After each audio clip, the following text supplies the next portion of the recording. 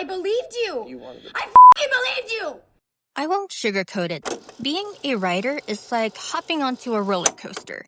You'll either get the time of your life, or you end up losing your goddamn mind. Regardless, there's plenty of struggles that come with being a writer. For a lot of us others, this starts off as a simple hobby, mostly an interest brought on by being avid readers. At this point, it's still fun, and while not necessarily simple, it's a nice feeling. Though when you start pursuing it as a career, that's when it gets complicated. Hard thing is to live with them. That line alone sets the tone for the words. In life, it's safe to say that we are bound to encounter numerous crossroads. There will be times that our moral compasses get tested here and there, and sometimes you may end up bending. I've come to find that this story explores something bloodless yet very brutal. Taking someone's story and making it your own. Quick disclaimer, we'll be going through some major spoilers for the words, so keep that in mind before we get started. I'd say it'd be good to check the movie out yourself because it's definitely one of those stories that hit you straight at the jugular. So, let's get the basics down. Bradley Cooper plays Rory Jansen, a writer who seems to have it all. On the outside, he has success, love, recognition in his craft. Sounds all good, huh?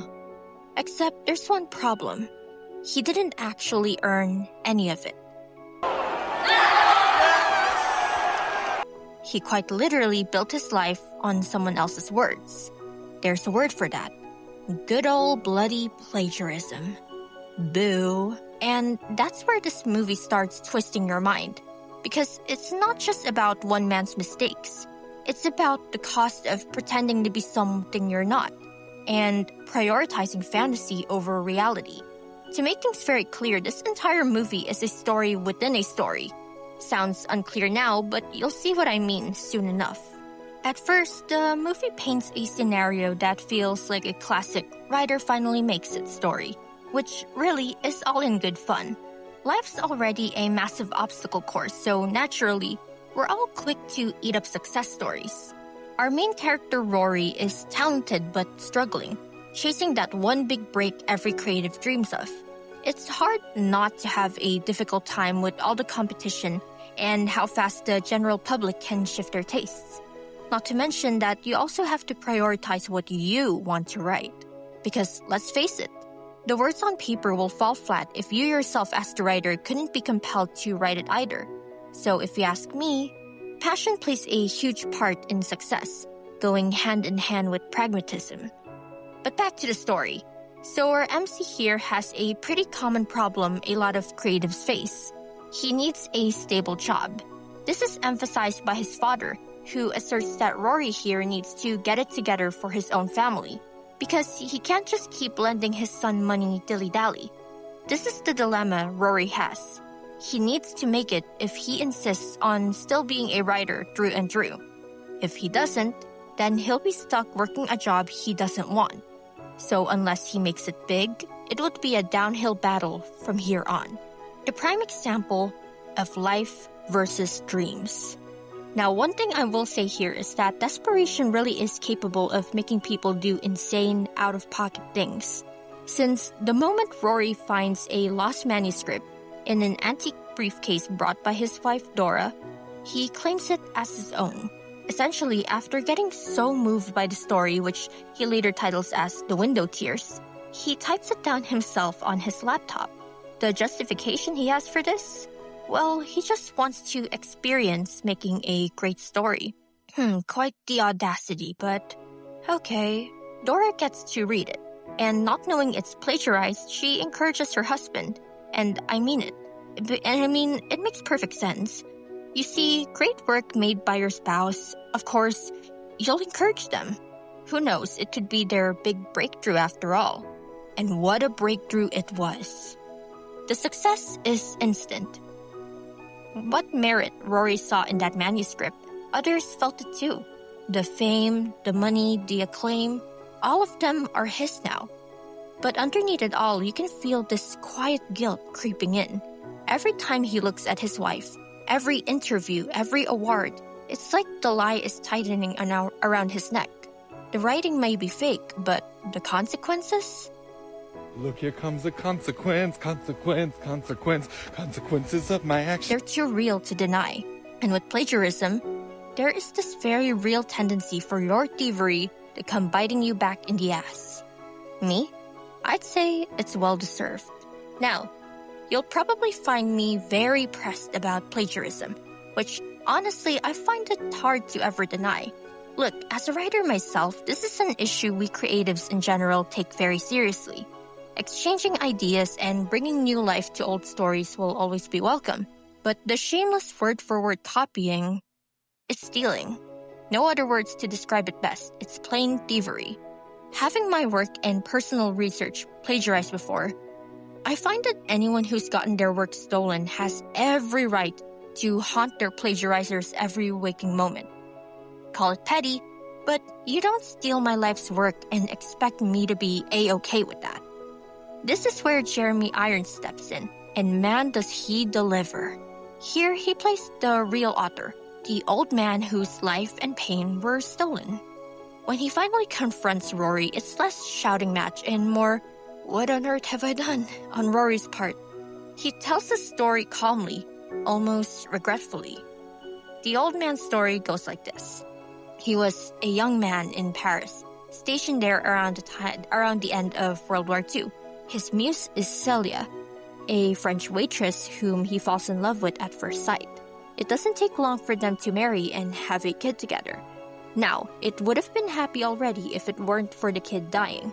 Celia leaves, and the man takes this opportunity to pen down his pain. Thanks to the raw anguish this entire experience has been, he comes up with this masterpiece manuscript that Rory would later find too good to not claim. The old man, well, not that he's old yet at this point of the timeline, brings this manuscript to Celia, who expectedly loves the story. In fact, this gets her to go back to him. However, this still isn't the end of this man's misery, because guess what? Celia accidentally leaves the manuscript in the briefcase she has forgotten on the train.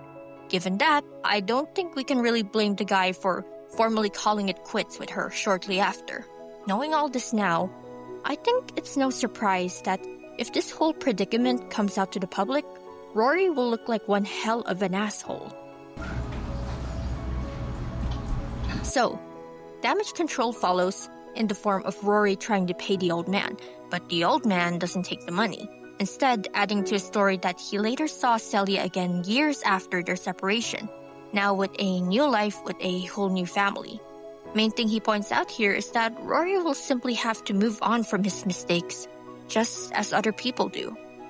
I must say, the film really blurs the line between fiction and reality. You start asking yourself, who's really telling the story here? Is this about Rory's guilt?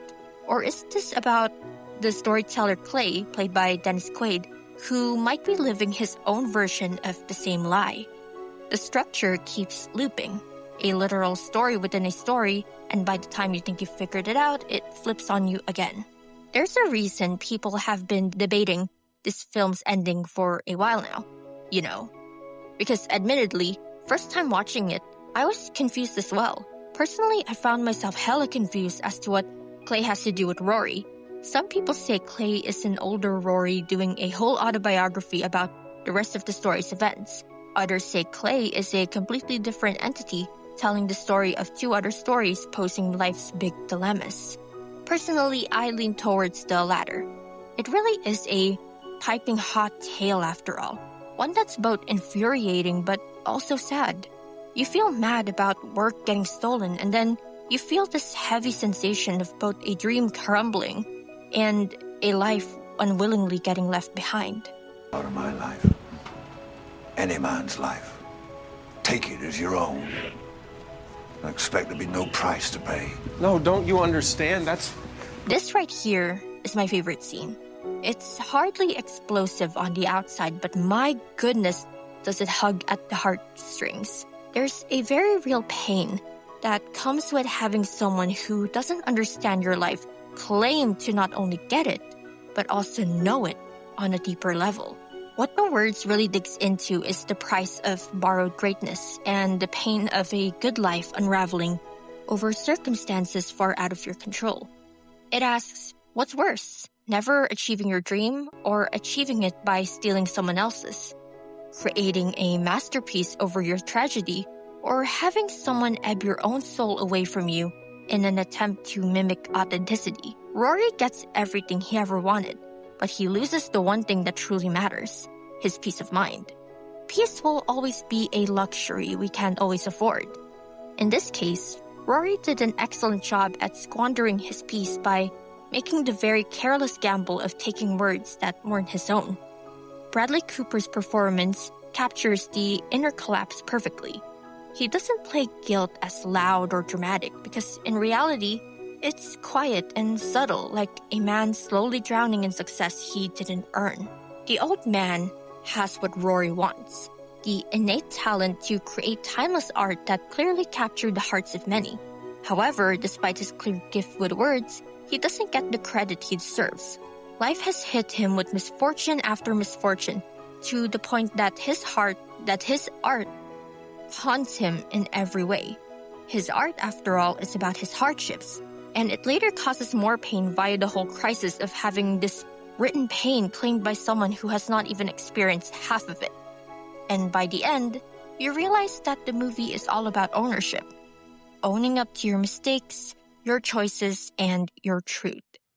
Clay's title for this really does tie in well, no?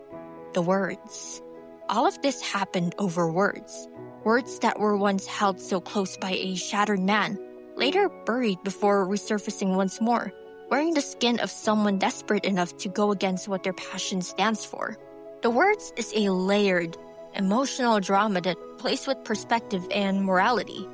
It's a story about stories, how they define us, how they haunt us, and how stealing one renders your own as shallow. It's slow, thoughtful, and more psychological than romantic, but it lingers, don't you think? So let me ask you, what would you have done in Rory's shoes? Would you have risked the same career choice? Would you shatter your success to do what is right in the end? Well, what if you were the old man? Would you have been vengeful, or do you think you'd be more jaded after everything that's already been thrown at you? If you're into movies that make you question what's real, what's right, and what success is really worth, then this one's worth to watch. Because here, the real theft goes beyond a manuscript. It's stealing a man's soul. And truthfully speaking, this is not the last time we'll see it happen. I'd love to hear what you think about this film. Let's continue our discussion in the comments because, boy, do we have a lot of themes to go over.